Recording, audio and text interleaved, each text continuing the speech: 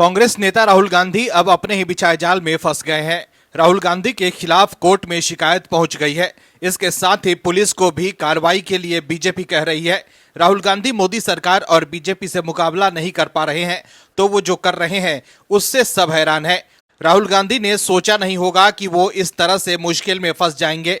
राहुल गांधी को लॉन्च करने की कोशिश कांग्रेस के नेता लगातार कर रहे हैं, लेकिन उन्हें कामयाबी नहीं मिल रही है। राहुल गांधी के पास देश के लिए कोई नीति ही नहीं है। वो सिर्फ मोदी सरकार के खिलाफ दुष्प्रचार कर और जनता को फ्री का लालच देकर चुनाव जीतना चाहते हैं। वोट के लिए राहुल गांधी जनता को खटाखट 85-100 महीना देने का भी लालच देते हैं। राहुल गांधी को पता है कि वो पीएम मोदी की लोकप्रियता और उनकी नीति का मुकाबला नहीं कर सकते हैं। यही वजह है कि राहुल गांधी बीजेपी के खिलाफ एक के बाद एक नकारात्मक चालें चल रहे हैं, लेकिन वो एक्सपोज होते जा रहे हैं। इस खबर में आगे आपको बताएंगे कि कैसे राहुल गांधी की बढ़ गई है मुश्किलें और किस मामले में कोर्ट ने कार्रवाई शुरू कर दी है, और कैसे कांग्रेस नेता के वीडियो वायरल होने के बाद राहुल गांधी सफाई देते फिर रहे हैं। तो बने रहिए वीडियो में अंत तक और देखिए हमारी ये खास रिपोर्ट। कांग्रेस नेता राहुल गांधी ने बता दिया है कि कांग्रेस का एजेंडा क्या है, लेकिन इसके साथ राहुल गांधी और कांग्रेस की राजनीति बेनकाब हो गई है। दोस्तों, कांग्रेस हमेशा से ही हिंदू धर्म का अपमान करती आई है। तुष्टीकरण की राजनीति में कांग्रेस इतना अधिक अंधी हो चुकी है कि वो मर्यादा पुरुषोत्तम प्रभु श्री राम का अपमान कर रहे हैं। दर्शकों, कांग्रेस को लगता है कि वो हिंदू धर्म का अपमान करके विजय हो जाएंगे, लेकिन समझने की जरूरत है कि क्या कांग्रेस हिंदू को नकार देश की सत्ता में लंबे समय तक बनी रह सकती है।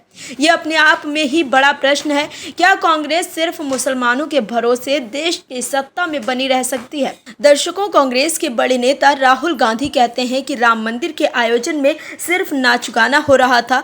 दर्शकों, आप खुद बताएं कि ये हिंदुओं का अपमान नहीं है तो क्या है।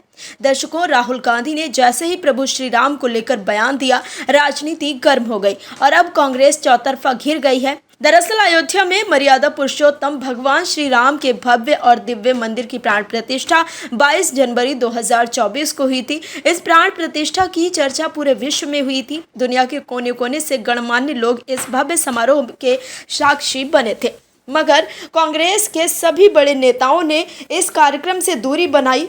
हालांकि विपक्ष प्राण प्रतिष्ठा को लेकर बीजेपी और पीएम मोदी पर निशाना साधती रही। इस कड़ी में कांग्रेस नेता राहुल गांधी ने एक बार फिर राम मंदिर प्राण प्रतिष्ठा को लेकर विवादित टिप्पणी की है।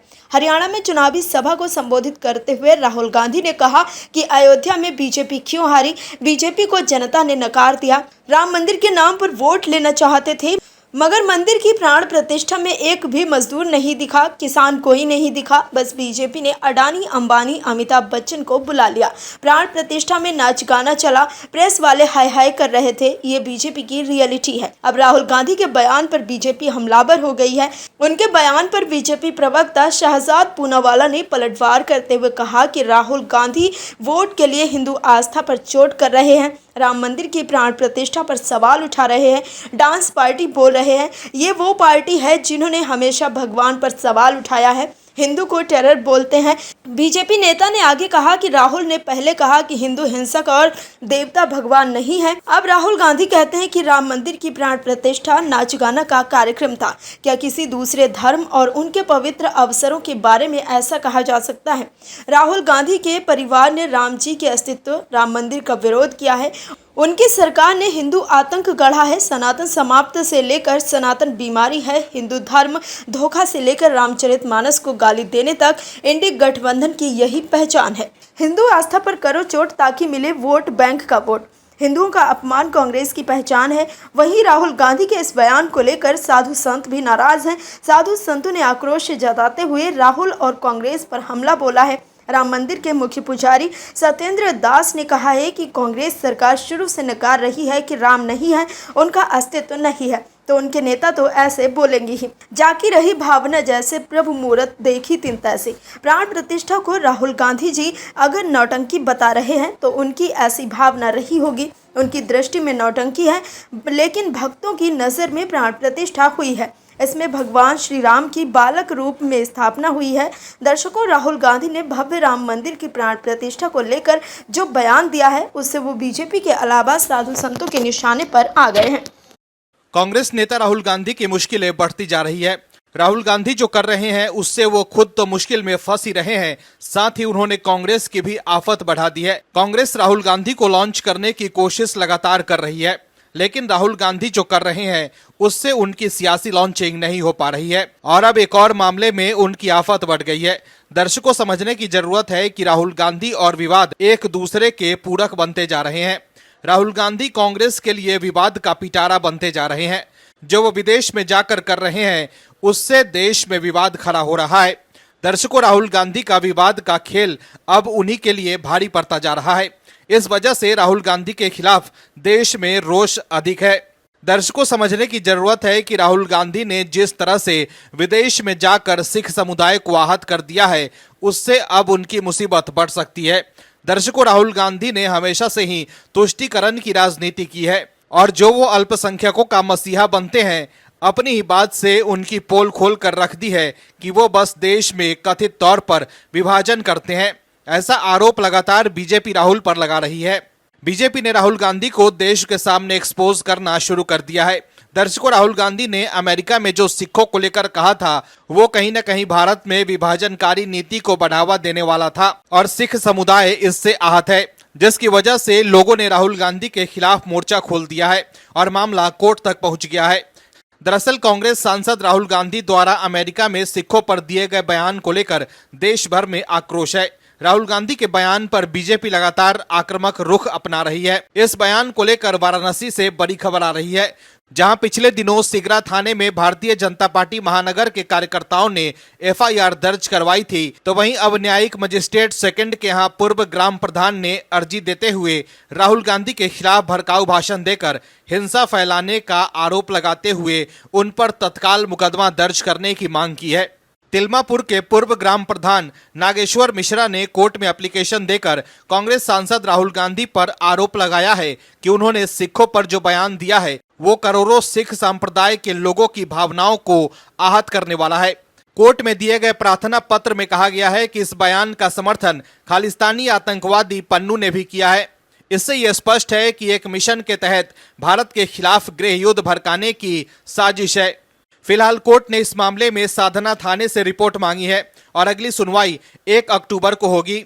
आपको बता दें कि राहुल गांधी के अमेरिका में दिए गए बयान को लेकर बीजेपी नेता और कार्यकर्ता उत्तर प्रदेश सहित देश के विभिन्न हिस्सों में विरोध जता रहे हैं। कुछ दिन पहले ही वाराणसी में प्रदर्शन कर बीजेपी के कार्यकर्ताओं ने राहुल गांधी के खिलाफ एफआईआर दर्ज करवाई थी। गौरतलब है कि राहुल गांधी ने अमेरिका में कहा था कि भारत में सिखों को पगड़ी और कड़ा पहनने का अधिकार नहीं है और न ही उन्हें गुरुद्वारे में जाने की इजाजत है। इस बयान ने लोगों की भावनाओं को आहत किया है।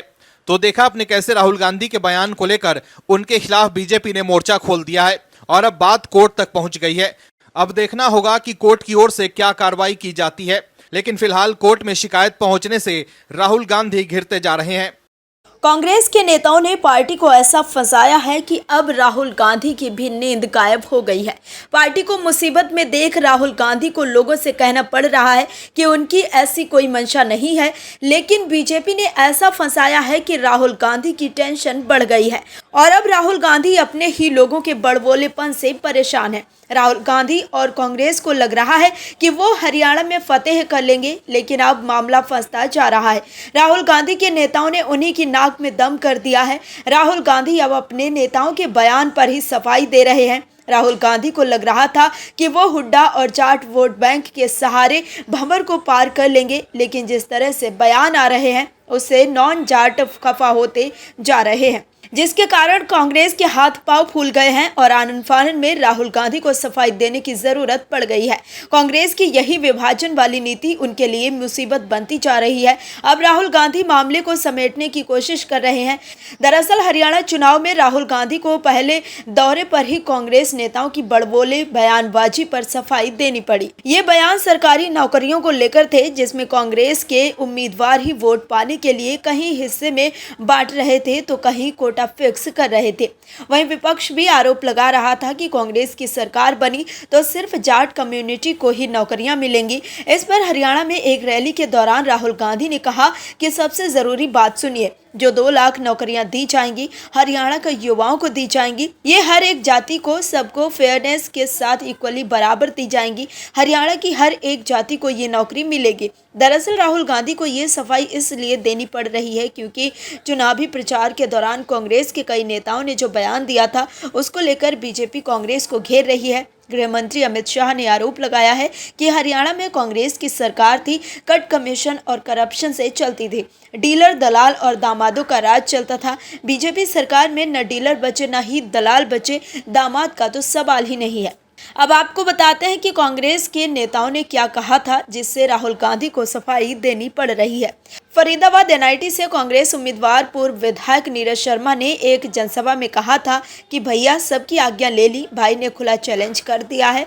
हुड्डा साहब को 2 लाख नौकरी देनी है, मुझे जिताकर भेज दो, 2000 का कोटा मिलेगा और 50 वोट पर 1 नौकरी मिलेगी। इसके अलावा उन्होंने एक और बयान देकर कहा था कि जिस गांव में ज़्यादा डब्बा भरेगा उस गांव में ज़्यादा नौकरी मिलेगी। ये मेरा फैसला नहीं है, ये सबका फैसला है, कल को मेरे ऊपर मत थोपना। वहीं फरीदाबाद से कांग्रेस उम्मीदवार लखन सिंगला ने कहा था कि कितने नौजवानों को नौकरी दूंगा विधानसभा से, ये आप सोच नहीं सकते। हरियाणा की नौकरी की जो लिस्ट आएगी, किसी के 50 लोग जाएंगे तो लखन सिंगला के 100 जाएंगे। वहीं गन्नौर विधानसभा से कांग्रेस उम्मीदवार कुलदीप शर्मा ने एक सभा में कहा था कि इस बार हुड्डा 2 लाख सरकारी नौकरी लेकर आ रहे हैं, इसमें जो भी तुम्हारा हिस्सा होगा उससे 20-25% ज़्यादा दे देंगे।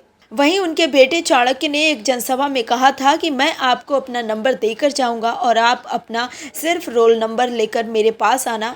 चौधरी भूपेंद्र हुड्डा के पास आपका आवेदन लेकर मैं जाऊंगा। वहीं प्रदेश कांग्रेस अध्यक्ष उदय भान ने कहा था सरकार हमारी आएगी और उदय भान सरकार के केंद्र में होगा, कम से कम 5000 बंदों को सरकारी नौकरी में लगाएंगे, ये हमारा वादा है। दर्शकों, हरियाणा चुनाव में कांग्रेस के नेताओं के जैसे बयान आ रहे हैं उससे उन्हीं के लिए स्थिति नाजुक होती जा रही है। कांग्रेस के इन नेताओं के बयान को आधार बनाकर बीजेपी कांग्रेस को घेर रही है। नौकरियों के मुद्दे पर कांग्रेस नेताओं के वीडियो वायरल होने के बाद बीजेपी इसे लगातार भुना रही है। मुख्यमंत्री नायब सैनी ने सोशल मीडिया प्लेटफॉर्म एक्स पर कांग्रेस नेताओं का वीडियो शेयर करते हुए लिखा था कि कांग्रेस का ध्येय वाक्य लूटा था लूटेंगे, नौकरी खर्ची पर्ची से बांटी थी बांटेंगे। Bureau report OMH news. और भी वीडियोस देखने के लिए चैनल को सब्सक्राइब करें और बेल आइकन को दबाएं।